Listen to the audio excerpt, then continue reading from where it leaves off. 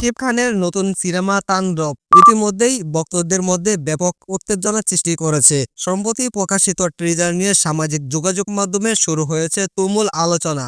আজ আমরা এই সিনেমাটির সম্পর্কে বিস্তারিত জানব।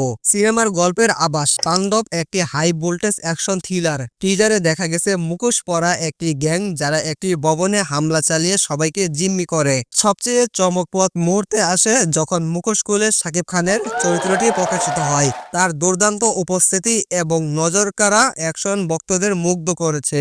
এই সিনেমার আরেকটি বড় আকর্ষণ হলো জয়া আহসানের উপস্থিতি। তার অভিনয়ের দক্ষতা ভক্তদের মধ্যে প্রত্যাশা আরও বাড়িয়ে দিয়েছে। টিজারের প্রতিটি দৃশ্য যেন আন্তর্জাতিক মানের একটি অ্যাকশন সিনেমার কথা মনে করিয়ে দেয়। তাণ্ডব মুক্তি পেতে যাচ্ছে 2025 সালের কুরবানি ঈদে। শাকিব খান এবং রায়হান রাফির শেষ সিনেমা তুফান এর সফলতার পর তাণ্ডব দর্শকদের জন্য হতে চলেছে আরেকটি দুর্দান্ত উপহার। সামাজিক যোগাযোগ মাধ্যমে ইতিমধ্যেই ভাইরাল হয়েছে তাণ্ডব এর টিজার। শাকিব খানের নতুন লুক, আকর্ষণীয় থ্রিলার এবং টান টান উত্তেজনার দৃশ্য নিয়ে ভক্তরা প্রশংসায় পঞ্চমুখ। তাণ্ডব নিয়ে আপনার প্রত্যাশা কি? নিচে কমেন্ট করে আমাদের জানান। আমাদের চ্যানেলে সাবস্ক্রাইব করুন এবং নতুন আপডেট পেতে সাথে থাকুন।